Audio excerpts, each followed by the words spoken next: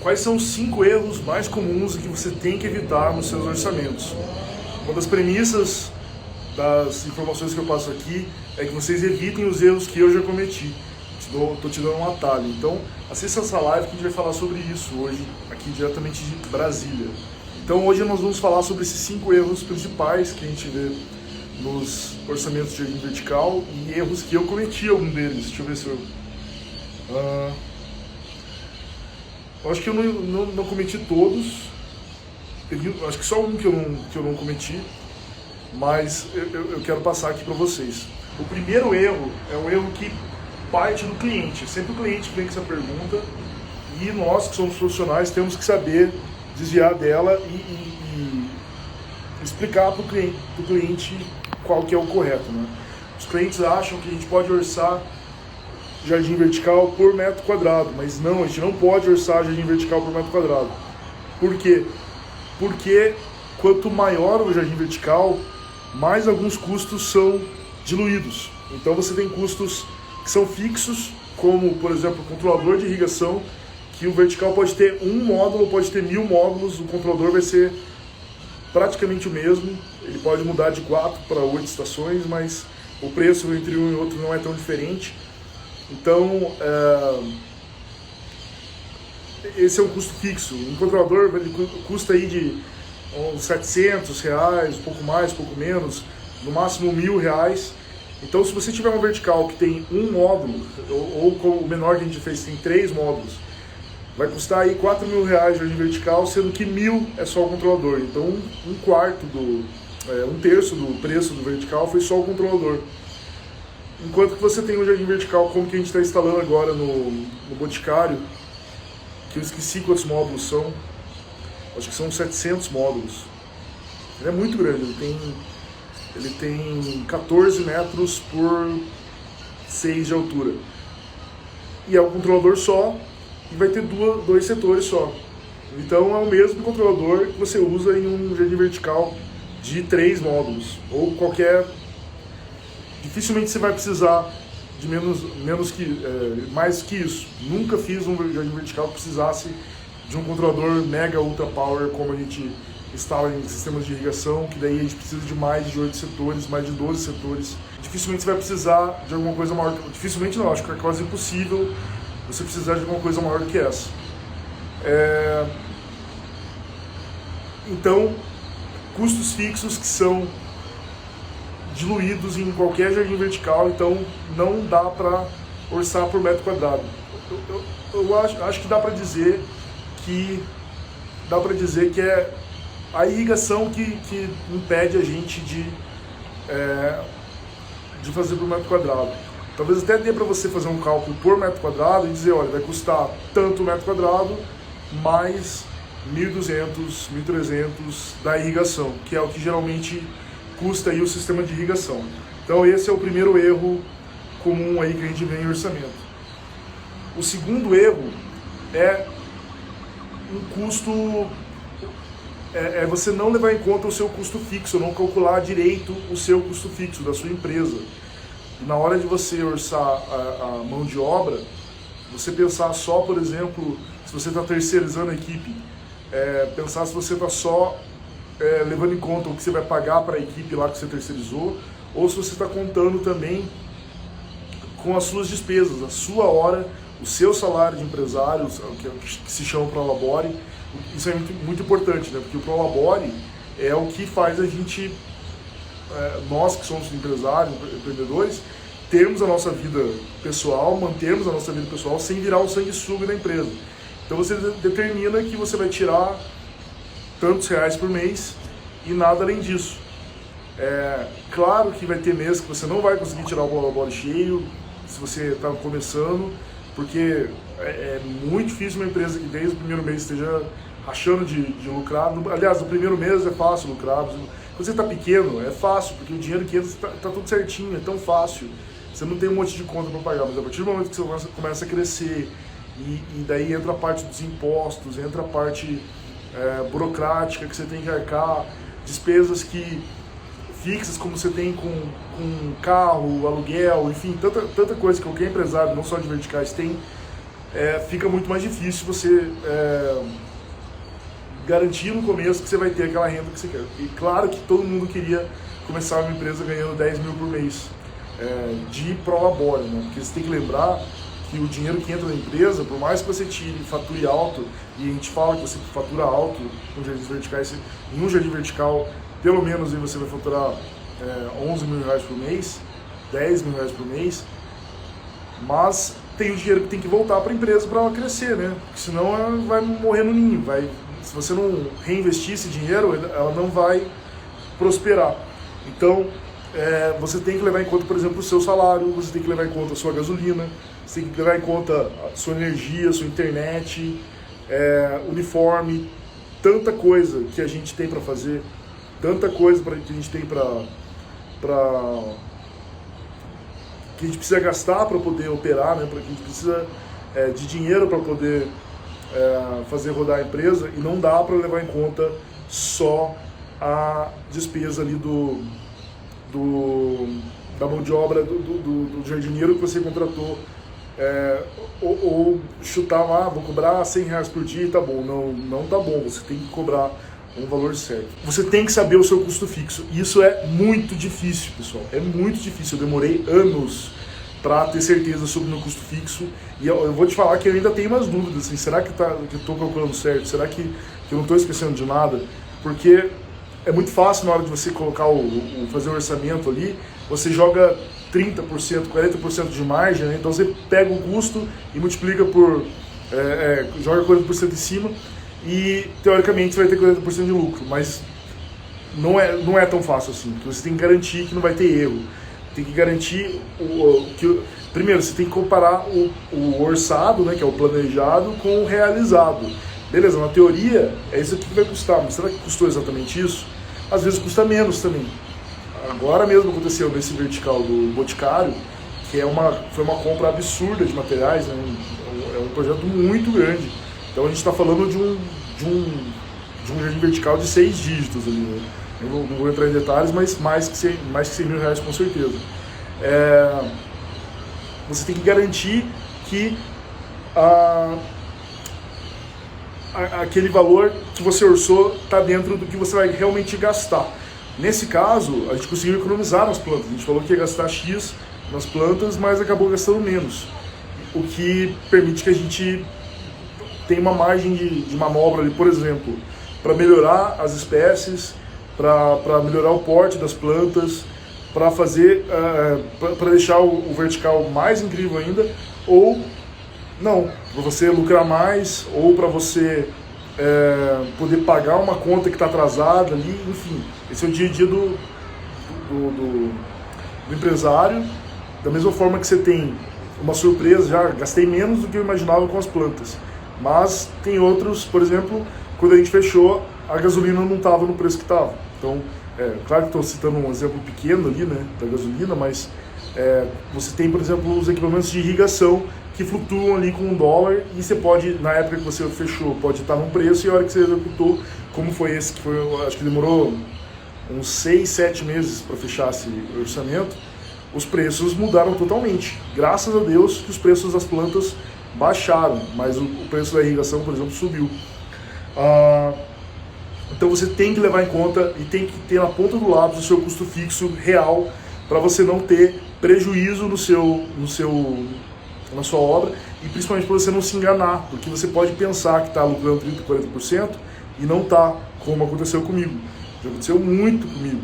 Já aconteceu também, eu quero fazer uma live só sobre isso, sobre terceirização, sobre contratação de mão de obra. No começo da empresa, que eu terceirizava a obra e eu tinha um empreiteiro que fornecia para mim os jardineiros, ele estava ganhando mais dinheiro que eu, porque eu trazia os clientes, não parava de vir cliente, ele não precisava se preocupar com nada, era uma obra atrás da outra, né, como graças a Deus ainda é. E o fato dele de fornecer para a minha equipe, ele tinha uma empresa que não precisava se preocupar, sempre tinha cliente que era eu estava trazendo meus clientes para ele. E quando eu vi esse jardineiro terceirizado, esse empreiteiro, estava ganhando muito mais dinheiro que eu, porque toda semana eu tinha que pagar para ele 2, 3 mil reais, às vezes 4 mil reais, e eu não via a cor do dinheiro. Enquanto isso, ele repassava para a equipe, eu achando que cada funcionário estava ganhando R$100, estava feliz, porque eu sabia que os jardineiros estavam ganhando. Quer dizer, eu achava que eu estava pagando um valor ok para os meus jardineiros, e depois eu fiquei sabendo que ele estava pagando R$70 para cada um por dia. Então, imagina, para cada um ele estava lucrando R$30 vezes o número de jardineiro, que era no mínimo 4 vezes 5. É muito dinheiro. E eu? Cadê o dinheiro da Sair House? Cadê o dinheiro do João Paulo? Cadê o meu lucro? O lucro estava indo para ele. Ele não estava fazendo nada errado, não estava sendo desonesto, não estava fazendo nada disso, mas a forma com que eu estava trabalhando estava bom só para ele, não estava para mim.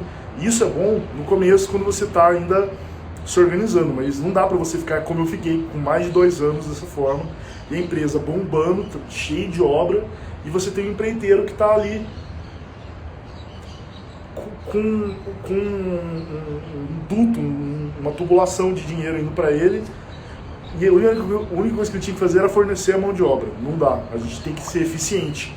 Então hoje nós temos equipe própria, a gente tem que pagar sim todos os impostos, tem que pagar os benefícios e tudo mais, óbvio, mas é com aquela equipe que a gente faz tudo que tem que fazer e a gente tem que se virar para dar conta. Claro que precisando de contratar mais gente para reforçar, mas a gente tem que dar conta. Então, custo fixo, esse é o segundo erro comum aí que você tem que levar em conta.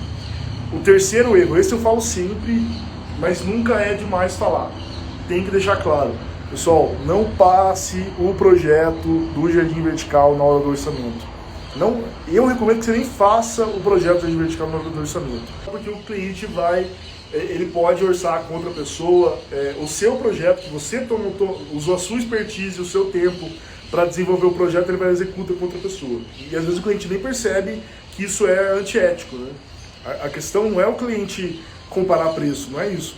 A questão é o cliente usar o seu projeto que você, com a sua expertise, com o seu conhecimento, com a sua experiência, desenvolveu para fazer, às vezes, ele mesmo, para fazer com o cara que corta grama, para pegar um cara completamente aleatório e executar o vertical, porque pendurar a planta na parede é muito fácil, qualquer pessoa com paciência, com tempo, faz.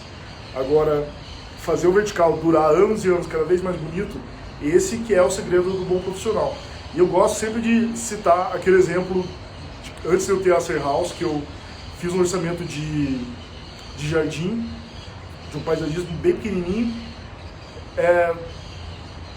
passei a lista das plantas no orçamento, eu falava, vai precisar de 2, não sei o que, rabo de gato e não sei o que, buchinha, passei a lista completa das plantas.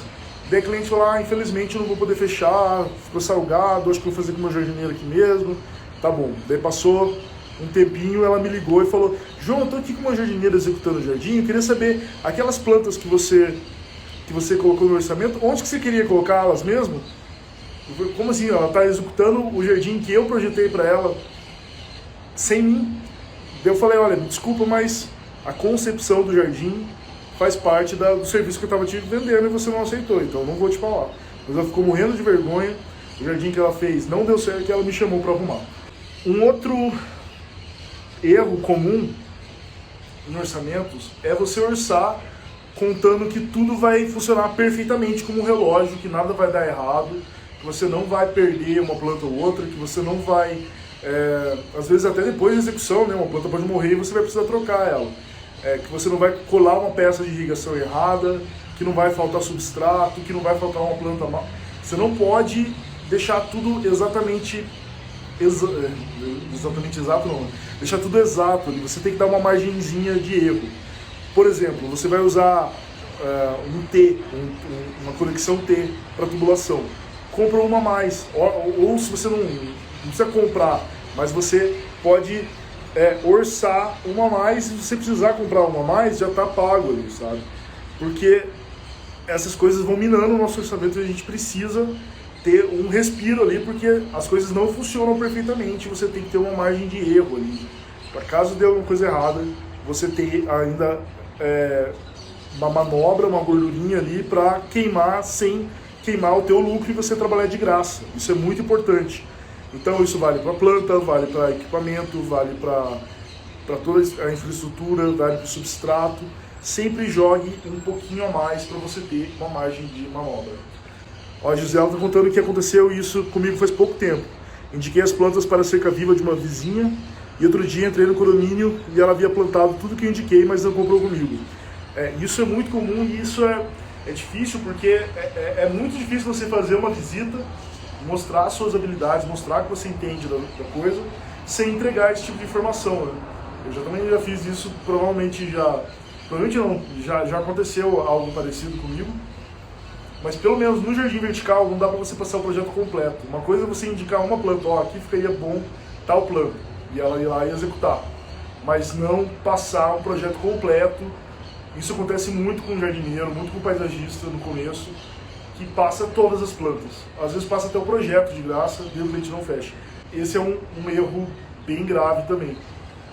Tem mais um agora, o quinto, que é passar a proposta, né, passar o orçamento. E assim, vamos diferenciar o que é proposta comercial, o que é o orçamento. A proposta comercial, desculpa, o orçamento é simplesmente os valores. Você fez os cálculos, listou tudo e aquele ali é o valor, é o orçamento. Bom, vai custar tanto. A proposta comercial inclui o orçamento e mais várias outras coisas que vão ajudar a fazer aquela venda e vão ajudar a passar todas as informações para o cliente. Então você vai passar todas as condições gerais, tudo que o cliente precisa fornecer, tudo que você vai se comprometer a fazer, data, prazo, a questão de infraestrutura, ponto de água, ponto de luz, horário de funcionamento, prazo de entrega, e também explicar por que a gente usa o sistema de irrigação da Rainbird, como que ele detalhar minimamente ali as vantagens de você usar a irrigação, de você usar o equipamento profissional da Rainbird, ou seja lá qual marca profissional que você usar, desde que seja profissional. Eu indico a Rainbird pelo pós-venda. Então a proposta comercial não é só um valor, ela está mostrando por que o cliente precisa fechar com você. Ela vai quebrar objeções. Então o cliente ele tem várias coisas na cabeça dele dizendo para ele, mas será que vai dar certo? Porque pode dar errado isso, isso e aquilo. Então essas etapas que a gente tem que vencer, esses pensamentos que a gente tem que vencer para conseguir chegar no sim do cliente na aprovação do orçamento. Então a proposta comercial leva em conta tudo isso para nos ajudar a vender. Lembrando que... Não, antes de eu falar esse lembrando que, eu vou falar qual que é o erro, né? O quinto erro é você passar o orçamento para o cliente sem ter nunca visitado ele, sem você jamais ter ido lá. É de fundamental importância que você marque uma visita, que você vá conversar, mostrar como você entende, mostrar como vale a pena ele confiar, como vale a pena ele investir, entregar o dinheiro na sua mão e não do concorrente, para tranquilizar ele. E às vezes o seu concorrente não é nem outra empresa de jardim vertical. Às vezes o seu concorrente por exemplo, um pergolado, uma piscina, sei lá, às vezes um celular, sei lá, tanta outra coisa que o cliente pode gastar e não com o jardim vertical. Ao invés de colocar o jardim vertical, eu vou plantar uma trepadeira aqui, ou ao invés de gastar com isso, eu vou fazer uma piscina, sei lá, vou trocar de carro. Então você tem que ir lá e convencer, olha, vale a pena você investir nisso, porque vai ficar lindo, vai ficar espetacular, e esses vão ser os benefícios. Então você precisa fazer essa visita, você precisa se apresentar, você precisa estabelecer esse relacionamento com o cliente, fundamental. Só que acontece que na maioria das vezes a gente faz essa visita no primeiro contato. O cliente nos liga, fala que quer fazer um jardim vertical, às vezes até ele passa a medida e a gente marca essa visita. A Gisela tá dizendo um ponto importante, claro, e lá ver também as dificuldades do trabalho, né? Óbvio, não é só, não falando só da venda, mas você precisa analisar o que você precisa orçar, até para não ter erro no teu orçamento. Você tem que ver se você vai precisar, por exemplo, de uma estrutura metálica, se o ponto de a irrigação está com um ponto de água muito distante e acaba que você vai ter que puxar um monte de cano, um monte de tubo para chegar lá, e isso encarece. Ou como a Gisela está falando, o acesso difícil, a parede não aguenta vertical, outras coisas. Exatamente, o acesso difícil. Às vezes você tem um jardim e você orça como se fosse numa casa, mas é numa cobertura que você tem horário limitado para trabalhar, você pode subir as plantas só pela escada, então já aconteceu de ter que subir planta no 10º andar só pela escada. Imagina, você perde um dia inteiro de mão de obra só para fazer isso, coisa que não aconteceria numa casa ou se você pudesse usar o elevador. Então você tem que fazer a visita também por isso. Mas eu estou falando, o ponto que eu estava querendo chegar aqui é principalmente sobre estabelecer a confiança para você conseguir executar aquela venda. Você faz essa primeira visita, geralmente o cliente liga, você vai até ele e você estabelece toda essa confiança, daí você tira as medidas e daí depois você volta para o escritório, faz o orçamento e envia para ele. Se o cliente já mandou o orçamento, se o cliente já mandou as medidas, você pode elaborar o orçamento antes de visitar e chegando lá, vendo que está tudo ok, você apresenta já para ele, que daí é o mundo ideal, você está ali junto, discutindo valores, discutindo tudo, para daí fechar. Mas na maioria dos casos, na maioria das vezes, não acontece isso, infelizmente. O que vai acontecer? A gente vai fazer a visita, voltar para o escritório e depois mandar o orçamento, a proposta comercial, pelo WhatsApp. Então você vai ter que fazer um PDF ali que vai ter que se vender sozinho. Ele vai ter que ter tanta informação pertinente que, primeiro, não vai ser um saco de ler, né? Você vai encher de informação ali, você vai colocar só as informações exatas, que essas informações consigam fazer a venda por você. Pensando que você já fez a visita, já conversou com ele, pensando que o cliente, claro, vai poder tirar dúvidas. Se ele precisar marcar uma visita, você vai atender ele, vai fazer a visita, mas nem sempre é possível. E é dessa forma que a gente consegue, por exemplo, fazer vendas em outros estados, como já aconteceu várias vezes. Sem nem ter conhecido o cliente, sem nem ter ido. A gente consegue, mas o cenário ideal é que sim, a gente faça essa visita antes, conheça o cliente antes de mandar a proposta, senão ele só vai ver o valor, ele só vai ver o custo, só vai ver o número, não vai ver o valor do que você está entregando. É super importante. A diferença entre custo e valor. Custo é o número frio ali, ó. O teu vertical vai custar 14 mil reais. O outro é o valor. Olha, o teu vertical vai te trazer isso, isso, aquilo.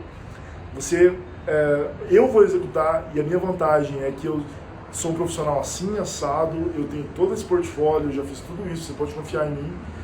E aí, esse valor que vai fazer ele gastar aqueles 14 mil, por exemplo.